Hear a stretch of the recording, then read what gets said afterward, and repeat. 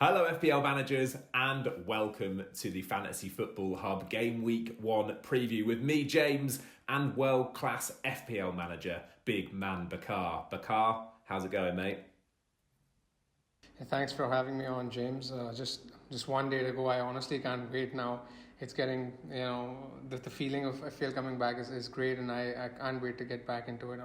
I've been constantly tinkering my team over the past 48 hours. What's your main emotion, Bakar? Fear? Excitement? Something else? Excitement, honestly, excitement. I just wanted to start. I mean, the pressure is off. I've gotten to that stage where the pressure is off. I just wanted to start. Once you get into something, things will get into sync. So I just wanted to start. It's been way too long since we've been playing. It's been two months almost, since we've had a bit of a break. So it's nice to get back into it. You're ready. And with a season history like that, why wouldn't you be excited? A quick reminder that if you sign up to Fantasy Football Hub, now you get 25% off. I could go through the reasons as to why you should sign up, but all I really need to tell you is that Bakar uses Fantasy Football Hub, and look at that season history. He's finished 4th in the world. This guy knows exactly what he's talking about. In this Game Week preview, we're going to go through each of the Game Week 1 fixtures. We're going to take them one by one, and in each fixture, we're going to look at the key talking points for each. Bakar's going to go through them. He's going to give some stats, some insight. We should, hopefully, by the end, have a complete, well-rounded picture of what exactly we need to be thinking about ahead of Game Week 1. Bakar, are you ready to get into it? Absolutely. All right, fantastic. Here are the fixtures as a reminder. We've got Brentford versus Arsenal to kick us off on Friday. Let's start with that one. And the main talking point, I suppose, here, Bakar, is that man, Ivan Toney. Is he in your team, first and foremost? He is at the moment. I just think he's going to offer great value this season. He's 6.5 million.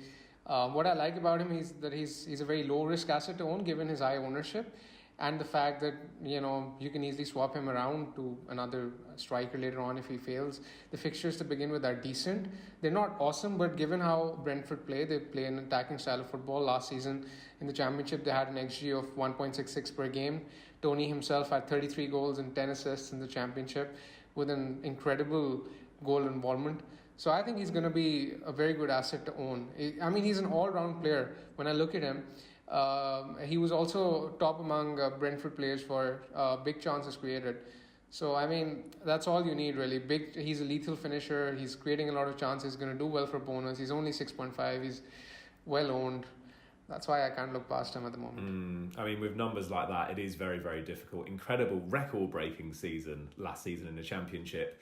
Bakar, usually a lot of FPL managers are cynical about players that are coming up from the Championship. Obviously, they are unproven entities in England's top flight. Is that something that concerns you, or do you feel like Toney could be the exception here? That's something which I often find very hard to predict. But I was looking at Brentford's performances in their cup games against the Premier League opposition last year. So in 4 of the cup games that they played against Premier League opposition last year, they scored 8 goals, averaging 2 goals per game. So that tells me that they're regardless to play the same way, regardless of the standard of the opposition, they're just going to have a full throttle attacking approach, which just adds to the value of Toney, really. We should mention Arsenal as well. Obviously, not the most in vogue team at the moment for FPL managers, but they are a top side at the end of the day. They are probably going to finish in the top half again. They've got Brentford in their first fixture, which is a relatively good one. Are there any players in that Arsenal side that are on your watch list? I'm assuming that none make your starting 11 for Game Week 1. Yeah, none make the starting 11, but there are a couple who I'm seriously considering from my squad. Ben White, I think, is their standout asset this year at 4.5. I think he's going to offer a lot of value. He's at least 0.5 million underpriced, given that he was in Brighton at the start of the season. If he was starting as an Arsenal asset, I'm sure he would have been 5 million. Then there's Emil Smith-Rowe. He's recently signed a new contract, and he's likely to play in the number 10 position. And he's only 5.5, so at that price he's a bit of a punt. I don't mind owning him. So these are the only 2 players who I think are worth considering at this point in time. Okay, brilliant, good to know. All right, let's move on to the Saturday early kickoff which is Man United versus Leeds. And I've got a picture of Bruno up here because he does seem to be the most contentious player around this fixture. It's Bruno versus Bruno, Bakar. Which camp are you in at the moment? I'm currently in the Brew Yes camp. Brew Yes. I think it makes sense to start with Bruno, honestly. Particularly now, I'll speak about the budget enablers later, but there's so many budget enablers to be had in the form of Simicast and other cheap price midfielders that I think Bruno, it makes Bruno easily affordable. And if he's easily affordable, I honestly can't look past him. His numbers have been great against similar opposition, against the same opposition he's faced he's facing this time in the reverse 7 fixtures last season. He averaged 9.8 points per game.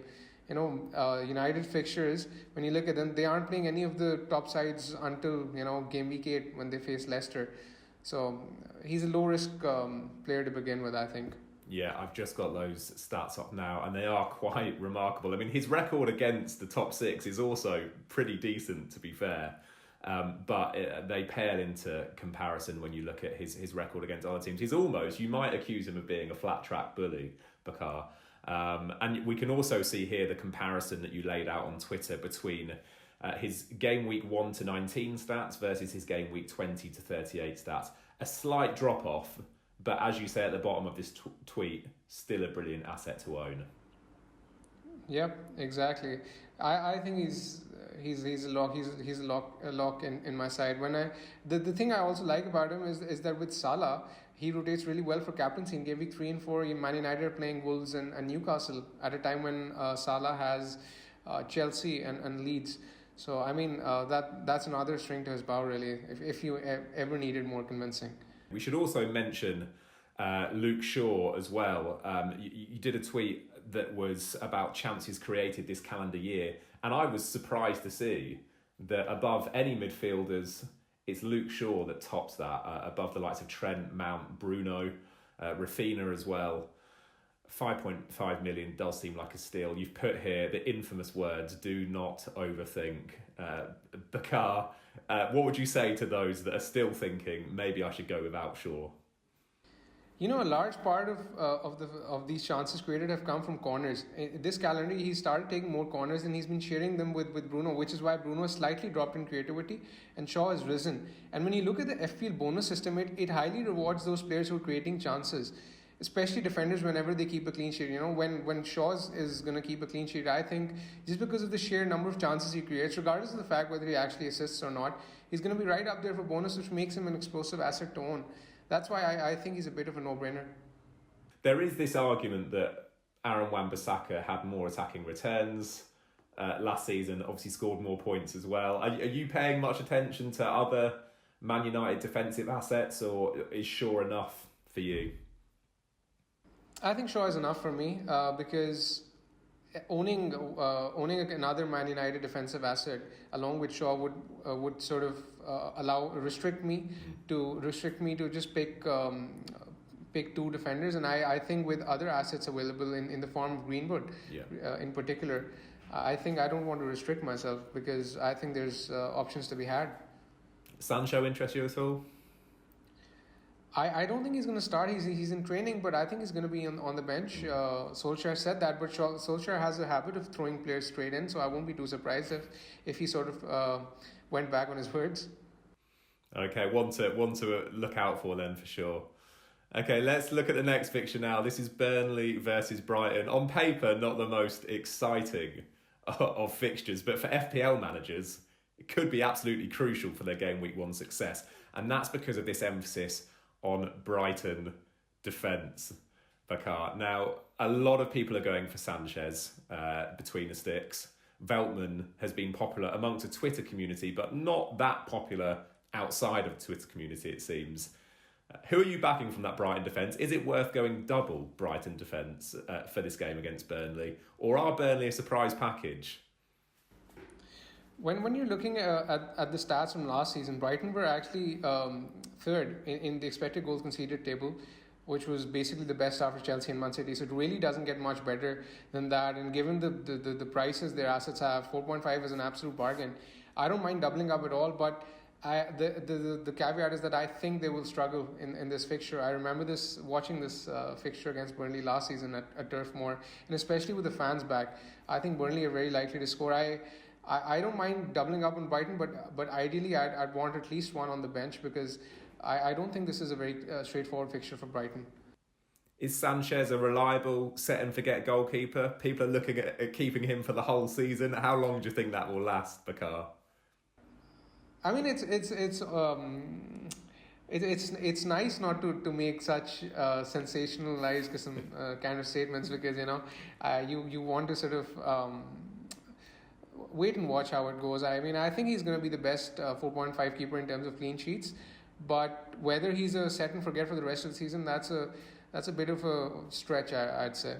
Do you have any concern about the fact that, as we've already mentioned, Brighton have lost perhaps their most reliable centre-back in Ben White? Is that going to potentially affect their underlying numbers and their propensity to keep clean sheets?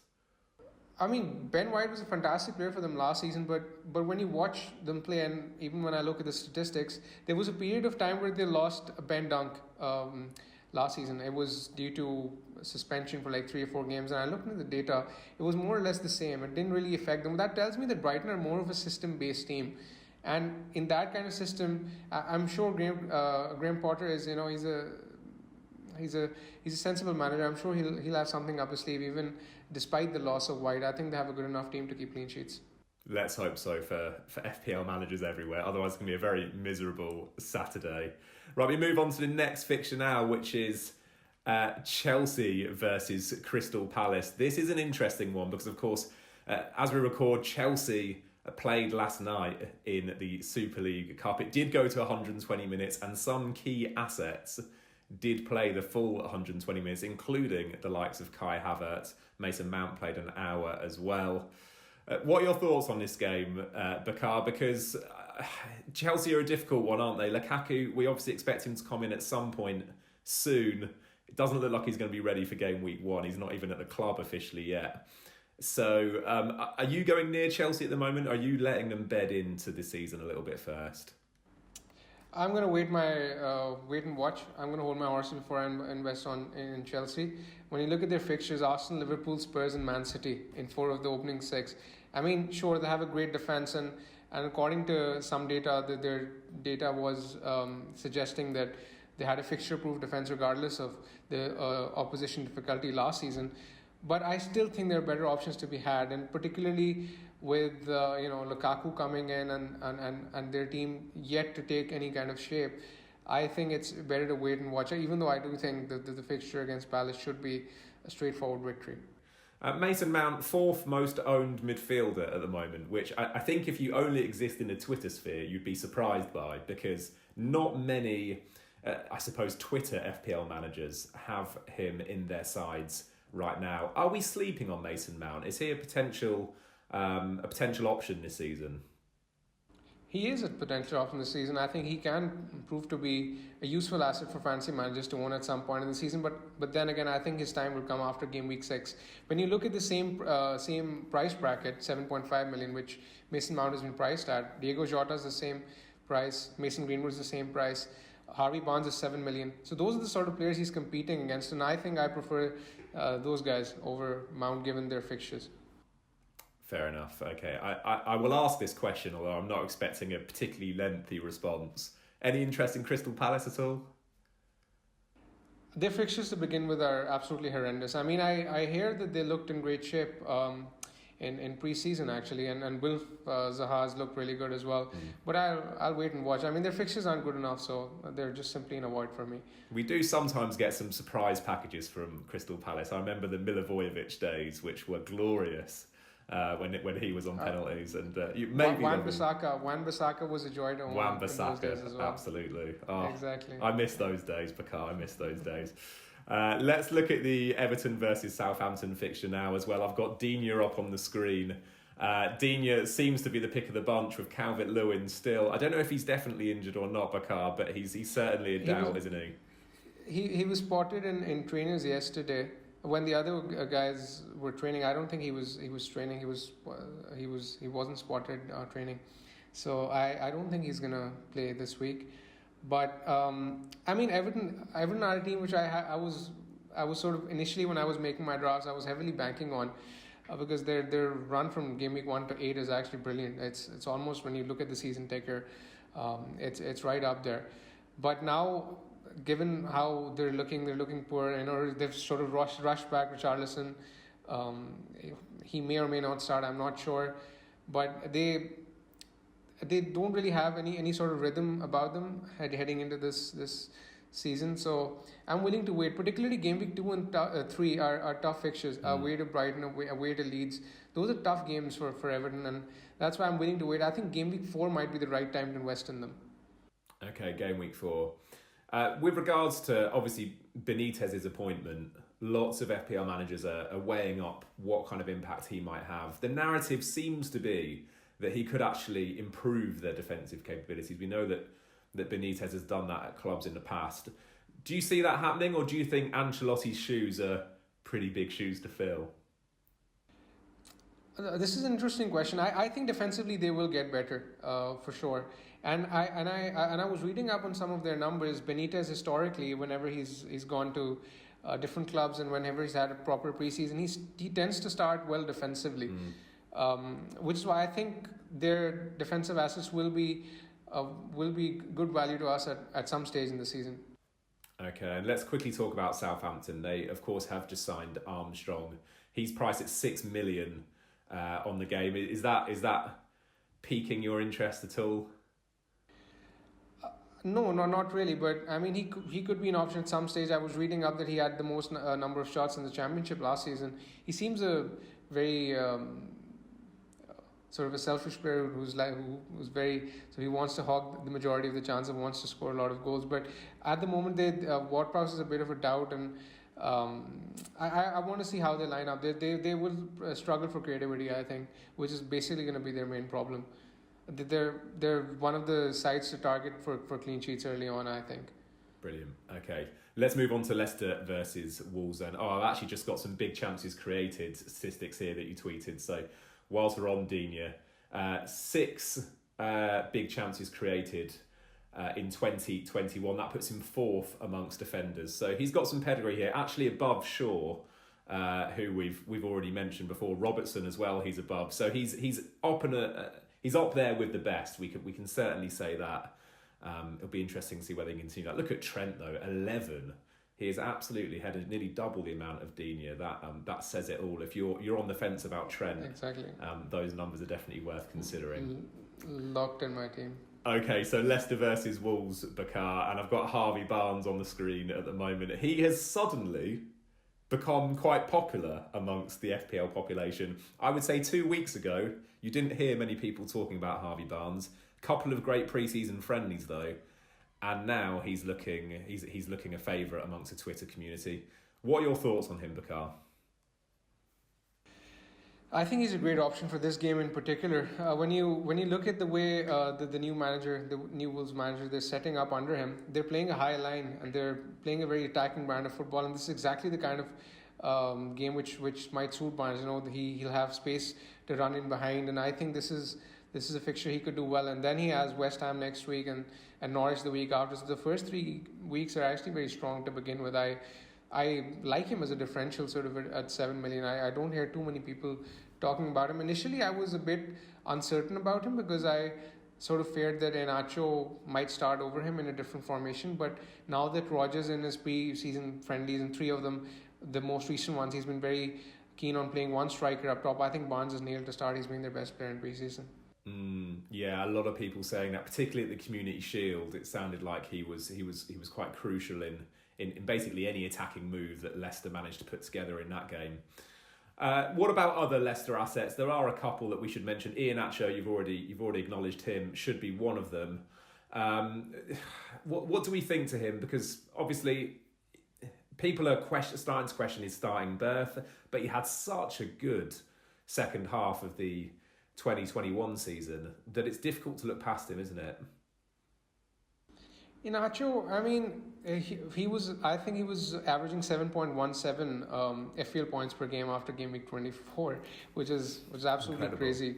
And I think in that run he had like the second or third highest number of points as well, which sort of makes it a bit strange that he's not in Rodgers' starting plan at the start of the season. But it does seem that way, and they've also signed Daka now. So that's another thing to consider, is that his starting position isn't as secure as before, and I think because of those change in circumstances, he's not an option to begin with, particularly when we have other options in Wilson, Antonio, Ings to begin with. I think it's better to avoid him at the start. Yeah, fair enough. I also want to acknowledge the potential return of Raul Jimenez, who of course has been out since I think it was late November, early December of last season. We haven't seen him for a long time, but we know, Bakar, what Jimenez is capable of when he's fit. He's performed well in some pre-season friendlies. Is he one to watch as well? For sure. And the best thing I like about that is that their fixtures from game week 4 onwards to 14 are absolutely amazing. I mean, you can't script a better run of fixtures in that run. I think Jimenez is definitely one to watch for in the first 3 game weeks, and if he does well, then he's going to be in my team in game week 4. The best thing is that when Ings and Watkins, their fixtures turn, Jimenez's get better. So that's a transfer which I think is going to be very, very popular in game week 4. Okay, brilliant. One to watch out for then. Let's move on to Watford versus Aston Villa. And it's, you raised it before we started filming, Bakar. It's a question of Watkins versus Ings. You've got some great stats to pad this conversation out as well, haven't you? Which I've now got on the screen. Yep. So I was very high on Ollie Watkins to begin with at the start of the season. Now that Ings is signed, I'm sort of questioning myself. And in order to question my thought process, I looked at the bookies odds as well. And Ings is far better off in terms of the bookies odds when it comes to goal scoring. I think he's likely to be on penalties as well. Villa are looking to sell El Ghazi. That's another string to Ings' bow. And I think Ings is going to be a very, very strong option. I mean, you can look at his conversion rate. It's very, very strong. Incredible, it's brilliant. 60%. So, that's madness. And Villa are facing 2 of the 3 promoted teams in their early fixtures, which is great. The fixtures to begin with are absolutely awesome. So I think it makes sense to begin with at least one Villa asset. I'd go with Ings if I had to pick one. Okay, yeah, fantastic. That's good to hear, because Ings is the one that I've chosen as well for my current draft. So I'll probably tinker several times before the deadline, but it's nice to know that the stats back up what is kind of just a feeling that Ings is going to be very, very good this season at Villa, if, of course, he can stay fit. And that's always a big, big if with Ings, unfortunately. I want to quickly talk about Aston Villa's defence as well. With Buendia probably out for game week 1, Aston Villa's defence is another quite highly owned category in FPL, particularly Emiliano Martinez. It's 5.5 million spent on a goalkeeper, Bakar. Is that too much for you, or are you tempted by last season's highest scoring goalkeeper? He was an absolute hero for me last season, so for me to say that he probably isn't going to be worth his price this season is a bit painful, but I think that is likely to be the case, especially in the opening 8 fixtures. When you look at Villa, they have a very tough run after game week 3, so I think they might struggle. Another thing I noticed, James, is that this calendar year, Villa had the 3rd worst expected goals conceded after West Brom and Sheffield. And that's why their sort of clean sheet sort of dipped in the second half of the season as well. You might sort of recall that Martinez wasn't getting as many points in the second half as he was in the first half of the season, which was a huge part of their downfall. And I think there are better options to be had in terms of the goalkeepers, especially to begin with. Fantastic, that puts me at ease. Any love for the likes of Matt Targett, for example? I know he's been quite popular amongst that kind of budget category defender who has potential attacking output, or are you not really looking at Villa's defence at the moment?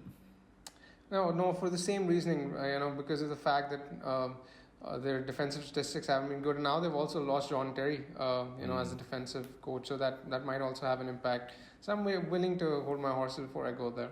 Not many people giving Watford much of a chance, at least for game week 1. They have an inordinate amount of players listed on FPL, which I think is potentially one of the issues. 10 forwards in the game. 10 forwards in the game. It's unbelievable. Exactly. And their preseason, James, has been absolutely wrecked by constant injuries and rotation. They were one of the best sides in terms of defence in the Championship last season. Very defensively astute side, but I think at the start of the season, because of the fact that they've had a disruptive preseason, I think they might sort of struggle against Villa. I can't see a clean sheet here, which is why I really, really want Ings. Sure. Okay. All right. Let's move on to potentially the most exciting fixture of that Saturday. It is Norwich versus Liverpool. We've seen, this is deja vu, isn't it, for FPL managers? We've seen this game week 1 fixture before. I think in that game it was 4-1 to Liverpool. Of course, we could talk about Salah until the cows come home, but a much more salient talking point that you raised, Bakar, was this issue of, I'm going to try and pronounce his name, Tsimikas. I think that's how. Yep. Tsimikas. Thank exactly. You. He's come in now. He's 4 million, and he's thrown a spanner in the works, because if you're going for Salah and Trent, a lot of managers were backing Jota, but of course you can only own 3 Liverpool assets. Does Tsimikas get the nod over Jota now? What are your thoughts, Bakar? He does, and I was one of the FPL managers who was very high on Jota to begin with. Even as recently as Sunday, he was in every single draft of mine, and I was digging up numbers, tweeting about him constantly. But now with the injury to Robertson, I've changed my mind, and I currently have Tsimikas in my draft. I think he's an excellent option to have in the very recent friendly that Liverpool played against. I'm not sure who it was against in the second friendly. He was also taking corners, and when players take corners, as I mentioned with Shaw, they go right up there in terms of bonus potential. FP loves players who create chances. So 4 million Norwich Burnley to begin with. Even if he's a short-term option, he's such a budget enabler. He allows you to improve the rest of the team significantly. That's something I can't turn down. Okay, wow, big words, big words indeed. Are you going to be watching that game through your fingers though if Jota starts? Unfortunately, yes. I'll probably hide behind the sofa, I think. We know that Jota's got some fantastic numbers. In fact, Abdul and I were talking yesterday about the fact that he is essentially a premium player when he starts. There is, of course, doubt over whether he's going to start, particularly after Firmino's pre-season brace in their most recent friendly as well. So it's very, very tricky. Jota's currently in my side. Not that anyone cares about who's in my side, but he's currently in my side. We'll see though. Your words are quite compelling. He's actually a good option to own. Don't get me wrong. He's actually a very good option to own. I think he has the shirt for now. I think he's likely to start over Firmino. Okay, that's good to hear. That's good to hear. Norwich, they are a team of enablers at the moment, aren't they, really, Bakar? I think with their early fixture run, they always seem to be quite unfortunate to Norwich with their first 4 fixtures. They always seem to be pretty tough. They're about as tough as your first 4 fixtures in your return to the Premier League can be. Are there any players there, though, that are at least on your watch list for when their fixtures turn? I'm not sure whether I'll have any of their players to begin with. Billy Gilmour is the only one who interests me at 4.5. There's also Omabedele, who's 4 million, who's a budget enabler, but there's no one I'm considering for my first 11. No. They can do a decent job on the bench if need be. Omabedele, I think, is the most likely 4 million defender to start playing. I was reading The Athletic, and they sort of seem to suggest that a back 3 might be a real possibility for Norwich at some point in the season. And Grant Hanley hasn't played at all in pre-season. Every single minute has been played by Omabedele. So to begin with, he has the shirt. Billy Gilmour has a share of the corners. He's absolutely nailed. He's playing in Oliver Skipp's position this season. So I think those are the only 2 worth considering. When the fixtures turn and they show some kind of form, Pookie might come into my thoughts, but not to begin with. Okay. As someone who lives in Norwich and goes to see them relatively often, I can confirm that that's probably a good idea. Let's move on to Sunday's first fixture, which is Newcastle versus West Ham. And again, lots of FPL intrigue here. West Ham, of course, very popular. Fullbacks, forwards and midfielders, all under consideration. I want to first, though, Bakar, throw you a curveball and talk about Newcastle, because there is one player we should probably acknowledge, and that's Callum Wilson. Some great underlying stats from last season. Has he been in your thoughts at all? He has been in my thoughts for sure, yes. And that's primarily because Newcastle had a very strong end of the season.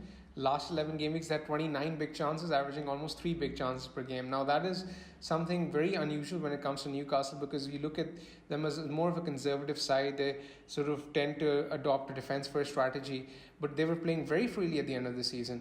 And that's one of the reasons why I like Wilson. I was looking up on the conversion rates as well, and he had the highest conversion rate in the Premier League of all players who played over 1,000+ minutes last season. Higher than Ings. So he's absolutely higher than Ings, higher than Kane, higher than Salah. Callum Wilson is absolutely integral to his side. The only thing which worries me is the injuries, but I think he's a good option to start the season with, and not too many people are considering him, which actually adds to his appeal in my opinion. Okay, let's talk about a forward who many people are considering, which is Mikel Antonio. Is Antonio in your starting 11 for game week 1, Bakar?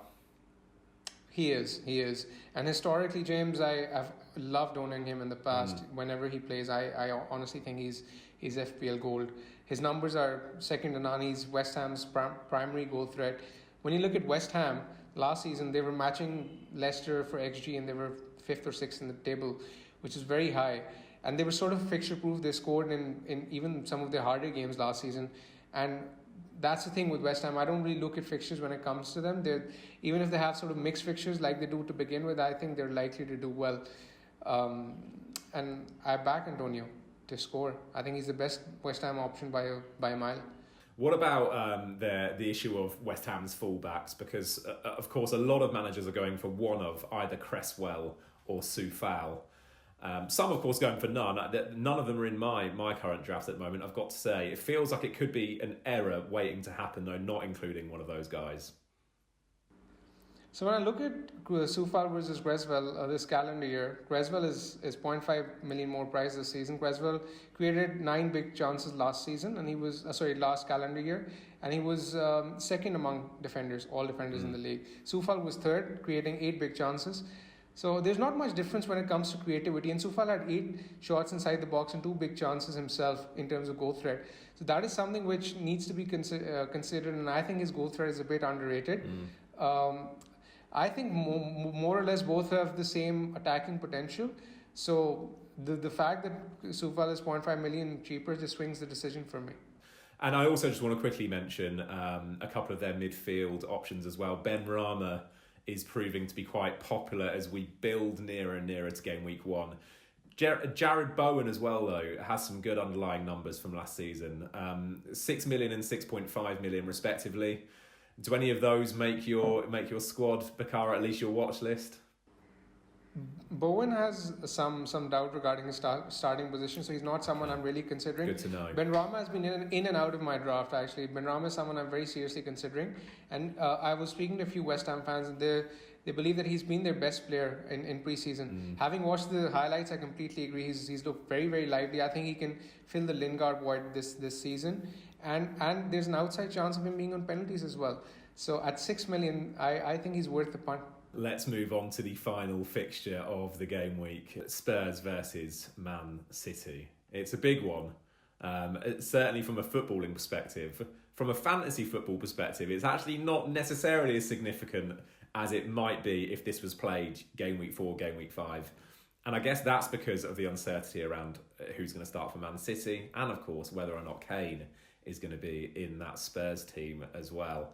You've got some fantastic stats about Son's performance with and without Kane, Bakar. So we'll start with that because lots of people considering Son, whether or not Kane's going to start, but actually the numbers are quite telling, aren't they? Exactly. I mean, you can probably see the data on your screen that Son tends to struggle without Kane when it comes to creativity off late, because Kane was absolutely integral to creating chances for Spurs last season. This is one of the reasons why I'm beginning to doubt Son as a 10 million asset, and particularly under Nuno Espirito, who's known to be a bit more of a defensive coach. So I think it's worth waiting before investing in Son to begin with, even though his fixtures from game week 2 to 4 are actually very good. I mean, the minutes per big chance is perhaps the most damning. That's incredible, isn't it? 125 minutes per big chance with Kane on the pitch. Without him, 360 minutes. That's 4 matches between big chances for Son. We know he's a sort of player that doesn't always need a big chance to convert. But, I mean, that is one big chance every 4 games is surely not enough for a midfielder as pricey as he is. What about Man City, Bakar? Because a lot of drafts don't include Man City players at the moment, potentially because of the fact that we just don't know who's going to start at the moment. There's obviously going to be value there, but it's a case of who's going to be the value. I notice you've got a Grealish t-shirt right behind you. So is that a hint as to who you might be looking at from that Man City side? Yes, he's someone I've been considering in my drafts. I have him in my squad as we speak. I think I was scouring through the Man City forums to get an idea of who the fans think will start, and Grealish was in almost every single predicted lineup. They expect Grealish to play on the left this weekend. The thing with Man City is that there's this risk that the points will be spread around. So even though there's this fact that their assets have a huge ceiling when it comes to Norwich in game week 2, there's a bit of a there's a bit of a risk that the points will be spread around as well. So, I mean, people who are going without Man City assets, they're sort of banking on this happening, and those who aren't are basically, playing it on the fear of missing out, and I'm one of them. At the moment, I don't want to leave myself without a Man City attacking asset for the Norwich side, because the Norwich side has been severely depleted due to COVID, and I think that might be a good fixture to target. A lot of people looking at Mahrez as well as an option. He's obviously $1 million more expensive than Grealish. But he obviously has, I suppose you might argue that he carries slightly more direct attacking threat than Grealish does. Is Mahrez tempting you at all? Definitely. And Mahrez is likely to be on penalties as well. I mean, if I was looking at things in isolation, I probably prefer Mahrez because I know what I'm getting with him. With Grealish, I'm not really sure about the role he's going to play. But the problem is that 1 million saving that Grealish allows you over Mahrez, that goes a long way. Yeah, of course. What about Man City's defence, Bakar? Diaz looks to be the only sure starter, although you never know with Pep, of course. Always got to put in the Pep caveat. But John Stones as well, he registered some great numbers last season, 5.5 million as well, so very, very affordable in that kind of Shaw, Digne bracket. Are these defenders that you are contemplating? I have Stones in my team at the moment, actually. I really like him for that price, and I think he's going to be exceptional value over the course of the season. I'm not entirely sure whether he's going to start in game week 1 because, like you mentioned, some English players are at a bit of risk in terms of their minutes. He's back in training, he's signed a new contract, and I firmly believe he's going to be first choice this season. So I don't have any sort of fear about his minutes long term. That's why I think he's a fantastic option to own. I mean, you can never go wrong with Man City defenders because, they're going to keep grinding out clean sheets. And we know from last season that Stones isn't exactly goal shy either, is he? I think he scored a brace in one of the games. He's certainly got some set piece potential as well. All right, Bakar, well that gets us through all 10 fixtures. I just want to know very quickly, I don't imagine it's going to be a particularly long conversation, but who are you captaining for game week 1? It's going to be Salah for me. Just because of the fact that he's proven he's coming in.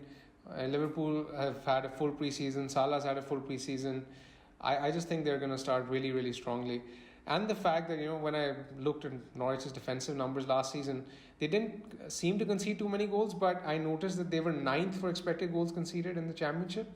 And they outperformed their expected goals conceded tally by almost 17 goals, which makes me wonder that they're actually far more worse off than actually people are making out to be. So for me, it's a bit of a no-brainer.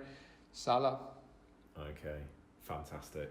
Bakar, thank you so much for your time, your wisdom, your insight. It's been phenomenal listening to you for this episode. We will be back next week to look ahead to game week 2. In the meantime, FPL managers, go and give Bakar a follow. His Twitter is insane. If you want stats, insight, that sort of stuff, at BigManBakar on Twitter.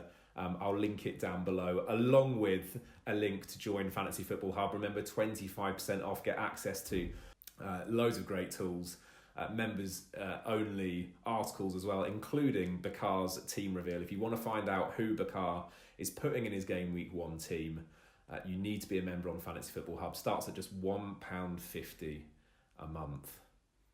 Rightio, Bakar, I'll speak to you next week. Looking forward to it. Good luck for Game Week 1, mate. Not that you'll need it, of course. Big start from you, I'm sure. Good luck to you too, James. It's been an absolute pleasure. I certainly will need it. Guys, thanks for tuning in, and we'll see you next week. Thank you. Cheers. Good luck all.